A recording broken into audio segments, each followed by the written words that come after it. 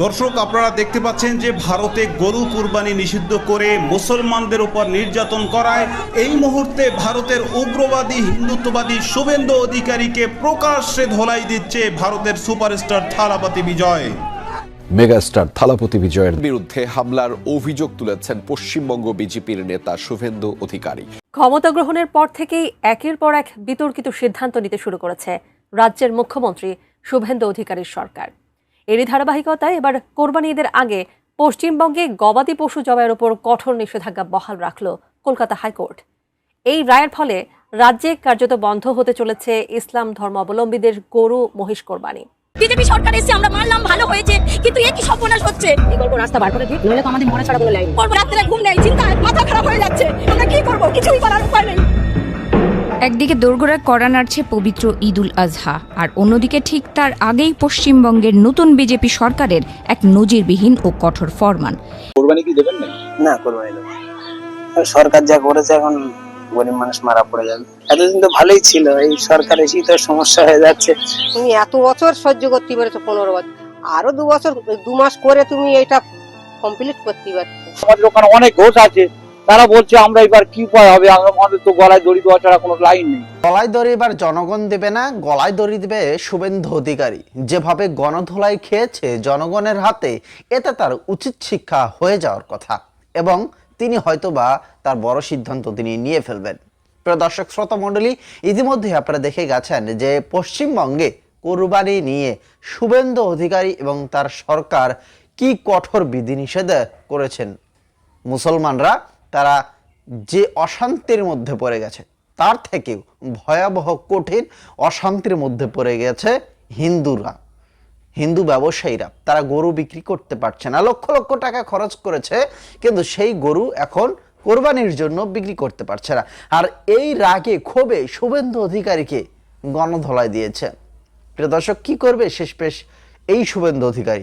এবং আমরা জানি যে এই শুভেন্দু অধিকারী কয়েকদিন পর পরে বাংলাদেশকে নিয়ে অনেক বড় বড় কথা বলে, এবং তিনি এক তুড়িতেই বাংলাদেশকে উড়িয়ে দিতে চান। তো চলেন সেই শুভেন্দু অধিকারী সর্বশেষ পরিস্থিতি কি এবং কুরবানি নিয়ে হিন্দুরা কিভাবে খেপে গেল আমরা বিস্তারিত দেখব ভিডিও স্ক্রিনে, এবং ভিডিও শেষে আপনাদের চমকপ্রদ একটা কথা বলবো বা নিউজ আপডেট দেবো, যেটা শোনার পর খুশি হবেন। চলেন আমরা চলে যাই মূল ভিডিওতে। বিজেপি সরকার এসে আমরা মানলাম, ভালো হয়েছে, কিন্তু এ কি সর্বনাশ হচ্ছে। কি করবো, রাস্তা বার করে দিই, নইলে তো আমাদের মনে ছাড়া কোনো লাইন। রাত্রে ঘুম নেই, চিন্তায় মাথা খারাপ হয়ে যাচ্ছে। আমরা কি করবো, কিছুই করার উপায় নেই। একদিকে দোরগোড়ায় কড়া নাড়ছে পবিত্র ঈদ উল আজহা, আর অন্যদিকে ঠিক তার আগেই পশ্চিমবঙ্গের নতুন বিজেপি সরকারের এক নজিরবিহীন ও কঠোর ফরমান। এবার রাজ্যে প্রয়োজনীয় সরকারি ফিটনেস সার্টিফিকেট ছাড়া গরু, মোষ বা বাছুর জবাই করলেই সোজা হাজতবাস। 1950 সালের এক পুরনো আইনকে হাতিয়ার করে রাজ্য জুড়ে জারি করা হয়েছে কড়া বিধিনিষেধ। নতুন নিয়ম অনুযায়ী শুধু নিয়ম মানাই নয়, পশু কোরবানি দিতে হবে কেবল সরকার স্বীকৃত কসাইখানায়। রাস্তাঘাট বা কোনো প্রকাশ্য স্থানে রক্ত ঝরানো যাবে না, আর এই নিয়ম অমান্য করলেই কপালে জুটবে 6 মাসের জেল এবং জরিমানা। সরকারের এই আকস্মিক সিদ্ধান্তে ক্ষোভে ফেটে পড়েছেন রাজ্যের মুসলিম সম্প্রদায়। তারা বলছেন, দেশের নাগরিক হিসেবে ধর্ম পালনের স্বাধীনতা তাদের থাকা উচিত। এই নিয়মের কড়াকড়ি সরাসরি আমাদের সম্প্রদায়ের ওপর আঘাত। কিন্তু এই গল্পের মোড় এখানেই শেষ নয়। ভাবছেন এই নিয়মে কেবল এক পক্ষের ক্ষতি? ভুল ভাবছেন। এই সরকারি বেড়াজালে পড়ে এখন চোখের জল ফেলছেন পশ্চিমবঙ্গের হাজার হাজার হিন্দু গবাদি পশু ব্যবসায়ী এবং খামারি, যে গরু বিক্রি করে তারা সারা বছরের রুটি রুজির সংস্থান করেন। আজ সেই গরুর হাট ক্রেতাশূন্য। পুলিশের হয়রানির ভয়ে হাটে পা রাখছেন না মুসলিম ক্রেতারা। বুক ফাটা আর্তনাদ ছড়িয়ে পড়ছে সামাজিক যোগাযোগ মাধ্যমে। লাখ লাখ টাকা ধার দেনা করে কোরবানি বাজারের জন্য গরু তৈরি করেছিলেন হিন্দু খামারিরা। তাদেরই একজন ক্ষোভ উগরে দিয়ে বললেন, সুস্থ সবল পশু না হলে তো কোরবানি হয় না, অথচ সরকার বলছে 14 বছরের বুড়ো বা অসুস্থ গরু ছাড়া কাটা যাবে না। আমাদের এই তরতাজা গরুগুলো এখন কে কিনবে? আমরা তো ঋণের দায়ে দেউলিয়া হয়ে যাব। সংখ্যালঘু অধিকার কর্মীরাও এই আইনের উদ্দেশ্য নিয়ে বড়সড় প্রশ্ন তুলছেন। বিশিষ্ট আইনজীবীদের মতে আপাতদৃষ্টিতে একে পশুর প্রতি নিষ্ঠুরতা কমানোর আইন বলা হলেও কোরবানির ঠিক 2 সপ্তাহ আগে এর প্রয়োগ আসলে একটি নির্দিষ্ট সম্প্রদায়কে কোণঠাসা করার উদ্দেশ্য প্রণোদিত চাল।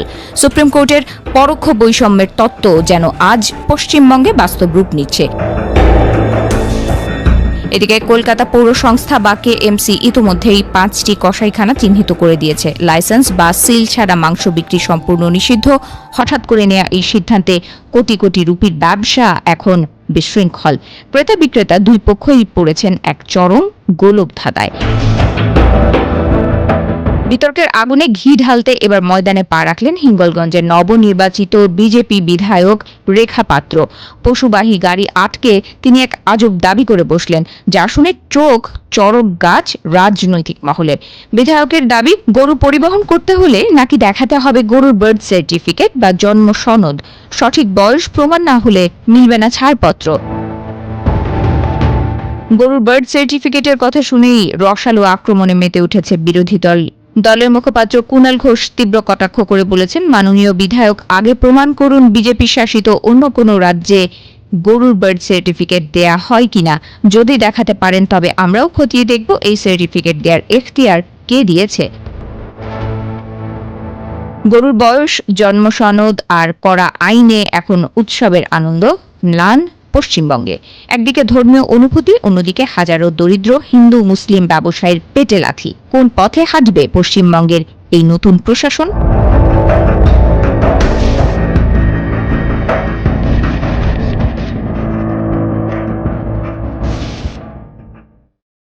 কোরবানি কি দেবেন না? না, কোরবানি দেবো। আর সরকার যা করেছে এখন গরিব মানুষ মারা পড়ে যাবে। এতদিন তো ভালোই ছিল, এই সরকার এসেই তো সমস্যা হয়ে যাচ্ছে। তুমি এত বছর সহ্য করতে পেরেছো, 15 বছর, আরো 2 বছর 2 মাস করে তুমি এটা কমপ্লিট করতে পারছো। আমাদের ওখানে অনেক ঘোষ আছে, তারা বলছে আমরা এবার কি উপায় হবে, আমাদের তো গলায় দড়ি দেওয়া ছাড়া কোনো লাইন নেই। আমাদের মুসলিমদের কটা গরু আছে, আমাদের কোনো চিন্তা নেই। আমরা এবার ছোট করে ছাগল কুরবানি দিয়ে দেবো। এবার সরকার বুঝুক, এবং যে আপনি একটা গরু কিনে নিয়ে বাড়বেন, আপনাকে ভারত দেবেন না, পুলিশ আসবে, আপনাকে যেতে দেবেন না। আমরা ওই ঝামেলায় যাবো না, আবার দরকার নেই ঝামেলায় গিয়ে আবার ছোটের মধ্যে আমরা ছাগল কুরবানি করবো। আমরা মিলেমিশেই আছি তো, এখানে অসুবিধা নেই, আমাদের কোনো অসুবিধা হয় না।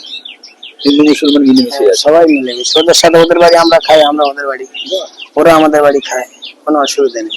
এতদিন তো ভালোই ছিল, এই সরকার এসেই তো সমস্যা হয়ে যাচ্ছে।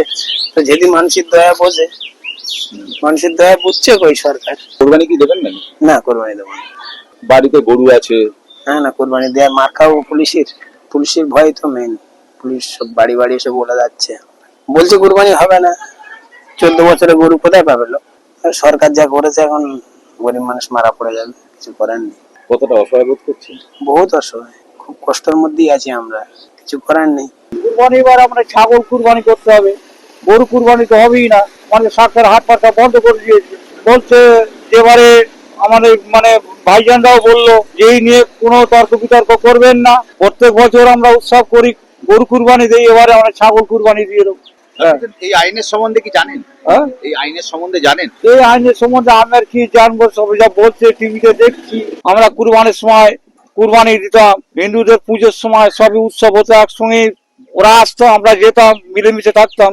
যে এখন যে পরিস্থিতি হয়েছে, এখন তো একসঙ্গে থাকার কোনো উপায় নেই, হিংসা বাড়িয়ে দিয়েছে।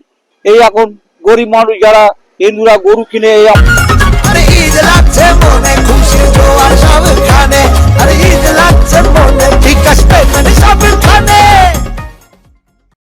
নতুন সরকার উঠে হঠাৎ করে এত কষ্ট দেওয়া উচিত ছিল না। কেন, ব্যবসা বাণিজ্যে ধরো আজকের দীর্ঘদিন তো হয়ে আসছে, আজ 30-40 বছর ধরে আমরা তো করছি, আজ 35 বছর ব্যবসা।